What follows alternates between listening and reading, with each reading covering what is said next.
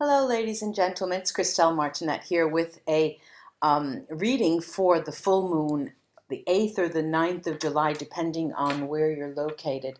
And I'm looking at my hands; they're so shiny. I sprayed on a 50 screen sunscreen because I can't take the sun. I'm always so not allergic, but it's hard on my skin. I'm seeing that now as I'm about to go out. Well, I have, as you can see, I very rarely do this. I have cards laid out, and I'll tell you why. I just very recently lost a very close family member, and no matter what type of work you're in, no matter what your mindset is like, it always is difficult. We could rationalize it as much as we want. And so this morning, or as I do often, in the mornings, I lay a spread. And these came out, and I thought, let me put this out. I'll add onto this during my spread with you. And I'll tell you why I'm repeating myself. This deck is called the Tarot of Reincarnation. It's a deck put out by Lo Scarabeo, and the artist is Massimiliano Filadoro. And I thought it fitting for this type of spread, for me in any case. And the way it is organized is that every card has an animal, and I'll tell you as I show you. But they are they look like playing cards, like poker cards. They have diamonds, clubs, and things like that. So very, very interesting. And this particular spread, I put it diagonally. It should be straight, but my table's not that wide. It works on 6 different planes. The first is the rational plane, and with your thoughts, inspirations. And I have here the Knight of Clubs, the Knight of Clubs. And the Knight of Clubs here is a dragonfly, thoughts and inspiration. The next is your emotional level, your instincts, and your desires.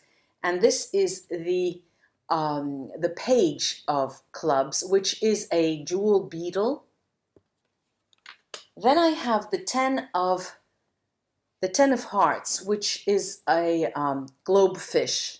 Sometimes you find that being called, I guess, I believe, a blowfish. And this position here is the spirituality, the mysticism, and your dreamlike state. And that's the center focus card. And then we have the 9 of Hearts, which would be the 9 of Cups in other decks. And that is a serpent. It's quite fitting. And well, this position on the spread would be the material plane, your relation to the material world. Then I have the Queen of Hearts, and the Queen of Cups, which is a salamander. And this position corresponds to the individual subconscious mind. And the last is the 6 of Clubs, which is a locust. And this position is the 5 would be the individual unconsciousness, and this would be the collective of unconsciousness, the locust. Now, pertaining to the state of mind and to the moon cycle, the 8th or the 9th, depending on where you are located in the world. It's a full moon coming tonight and tomorrow. I really see that your suspended reality, your mind is suspending reality for a moment, just like when you walk into a theater, a movie theater, and you subconsciously believe, well, I'm going to be entertained. I'm going in there to see something. And so if it's a futuristic movie, or if it's something that's quite wild, but I go in with the idea that I'm going to be amused, but my mind will reach there. Okay, so you're suspending. This is the type of work that's going on. The full moon, the first day, after that, and the day before that, there's a sort of agreement, a contract in suspending reality. So for these days, you think, okay, whatever they want to pass over on me in a relationship, or whatever the people are going to talk to me about, I'll listen. At least I will be listening. And there is a desire there's a desire of abundance. There's a desire of not emotional, yes, I have to say, it's emotional abundance, but not necessarily in the form of attracting love to you. It's having the feeling of love surround you. There's that desire here. And this focus here on the locust being the spirituality and the dream state, it's sort of a moment when we are blowing things like a blowfish does out of proportion in our mind. So there is sort of a suspension of reality. We are suspending reality. We're attracting emotivity, really. And there is this added to the movie that we're watching, everything seems out of proportion a bit.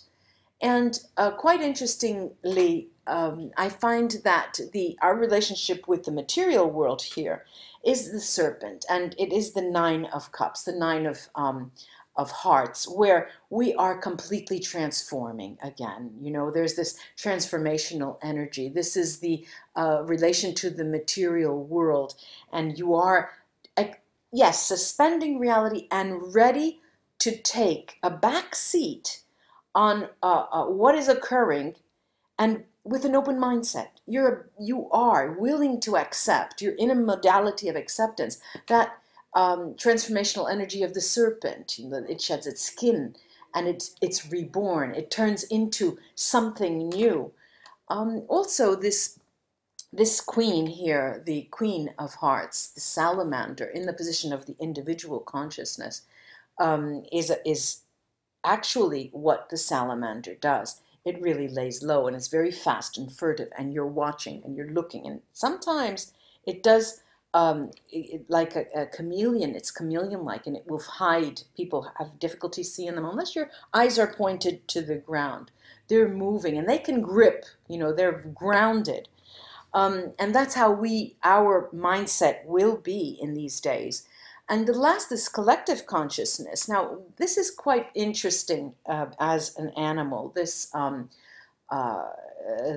Nine of Wands here, the Nine sorry, the Six of Wands, the Six of Clubs. I can't even get that word out.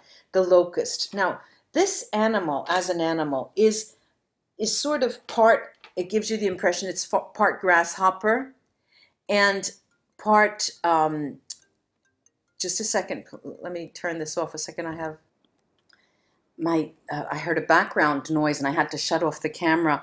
I was talking about the Six of Clubs. Now, this is an animal that looks like, as I said, a grasshopper, but it has, probably you can't see, it has wings and these sort of antenna-like the things coming out of the top. It is a very, very fast-moving animal. It's one of the fastest-moving animals in the world.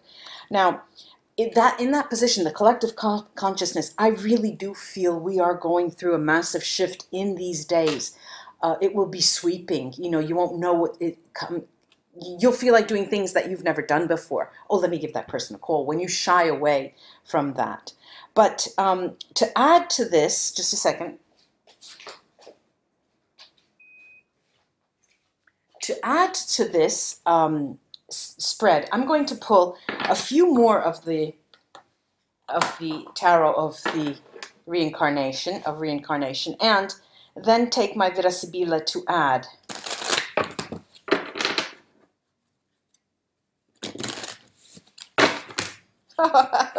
That's sloppy. That's sloppy. That is sloppy. Let's turn this the right way.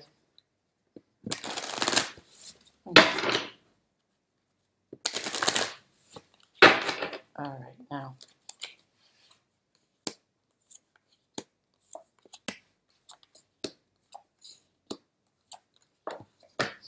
Okay, as I lay them, I will show you the cards that have come up.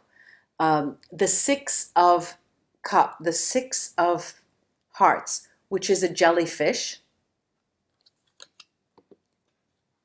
The 10 major arcana. The 10 major arcana is the wheel, and it is a peacock. the Two of Diamonds. The Two of Diamonds is a kangaroo. Then I have this lovely Ten of I can't get that word out, clubs, the Ten of Clubs. It's a scarab. It's well, what they call, it's a beetle really. This is the dung beetle.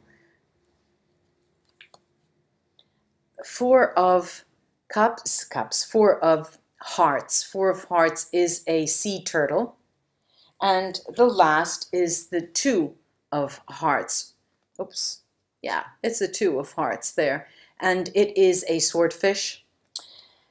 Now, all of the spread, the entire spread, we looked at that. We looked at the transformational shift and how that would be happening, where you take a back seat, relax, and allow people to express themselves. And then you yourself are motivated. There's in shifting into a different gear. Well, there's a turn here from lying low, and these the Six of Hearts, the Wheel of Fortune, and the Two of Diamonds here attests to this. There is a moment where you lie low. Again, they're repeating the message, and then you show the world what you're made of and fully come out. There's a huge change in your nature. And those of you who are out there all the time, it will be the inverse characteristic. Also, the Ten of Wands talks about having undergone a Ten of Wands, the Ten of that word, clubs, the Ten of Clubs with this scarab, with this the dung beetle, is telling you that you've gone through a very bad time. Okay, I mean literally, you've gone through the shit, you know, dung. And well, there's a lot of water that comes up here to tell you that there is sort of a process that washes over your, you know, the octopus and the sea turtle washes over their hearts, you know, their emotions, and you are being washed over. It's a necessary rite of passage. You have to go through this. There will be tears and more tears, but it is a catharsis that we're going through. The Two of Cups, how lovely is that? That the Two of Cups comes out in the final position, and the Two of Cups being the swordfish. It cuts through a lot of backlog of information, of bad in communication, of misunderstandings. Now I'm going to take the Vera Sibilla cards on the blowfish, the Ten of Hearts in the middle first. And with these cards, we usually get the emotional side, but we may not this time. We have the domestico, the house domestic, the belvedere, the positive future coming in, and the superbia, the vanity, but also success. And we have a double peacock here. And what I'm seeing is exactly success is coming your way. Those of you who have gone through a difficult time, as I myself have, there is such interesting things that are happening to you. And I don't know about you, but the day after this person passed, I was just overthrown with responses, people writing questions, queries, job offers, you know.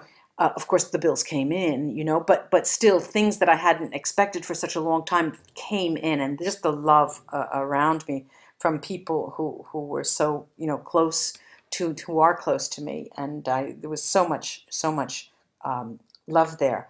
Now, this is on, the domestic is usually a sly person, but here it acts as an enemy, and I'm seeing that it's an enemy in emotional terms. But that is washed over by the water signs that we have here, the water cards, and there is success. This points to material success, material abundance, finances. I'm going to I'm going to talk to you and find the Sibila cards for the kangaroo, because the kangaroo is pointing us out to, it's sort of giving us a dynamic forward-looking view. And let me see what that is all about here. Okay, we have here the ladro, the thief, the fedeltà, fidelity, and alegria, happiness. Now, the thief is knighting with the happiness, and this is a forward movement development process from a negative situation. And testing your sense of spirituality, testing your beliefs, and ultimately getting to a place where you're at peace with yourself. That is that. And I'd like to take this last, the six of, what is the word? Clubs, the six of clubs, the dragonfly, to see what that is in normal tarot decks, and normal, let's say, just say normal other tarot decks. The six of wands or clubs that this is would speak of success, accolades, and all good positive things. But here, let's see, it talks to something different. Now, you remember I mentioned the flying high. This is an animal that is very swift in movement, and I'm getting here the viaggio, the trip, the denaro, the money, safe, the safe, institutions, and prigione, which is the prison. Now, for those of you who do work in institutions, a large corporation, big companies, and you have a position there, you're going to change the way you do things, even if you will not quit and move on your own, if it's not your business. These are for people who are employees of a large corporation. Could be universities, could be government agencies. You're going to start doing things differently. Make your voice heard. Be a little more dynamic in that. Okay, then I'm going to take the Sibila here on the two of hearts, the swordfish, the two of cups. Wow. Something's happening behind the scenes, you guys. All right, there's this jealousy card, gelosia. We have Giovane Fanciulla, who is the virgin of the deck, the young lady, and the love card. Now, here we have a pair that's telling us, a pair, there are three cards, I call it a pair. We have a trio here. We have a group of cards that actually talk about someone in your midst who you're not upfront with, in the sense that you don't speak to them. You don't speak to them clearly enough. You don't always tell them what's on your mind, because you are sensitive to their needs, or perhaps you don't even talk to them. There's just no communication. But that situation is working in the background these days. Okay, now we're talking about the Two of Cups. It's a significant person in your life or on the marge of your life. This is going to announce a period of actual love, certainty that that person is interested, and certainty that that person is because they are going to make moves that will make it clear to you that they're intending to, I'll use this word, make a declaration, come out and say, talk about their feelings, not necessarily tie the knot or get on their knees, or just in any way you think fit, getting on your knees, but there is a certain amount of clarity, explicit communication of feelings here. Now, I'm going to just shut this a second. I have to go look for runes. Okay, here are my runes. Let's see what they have to add to this spread, this extended spread, for the 8th and the 9th, the full moon of July.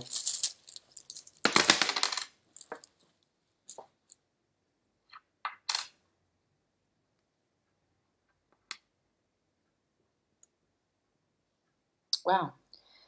Okay, now I'm going to work from upwards downwards, because the end of the spread is down toward me.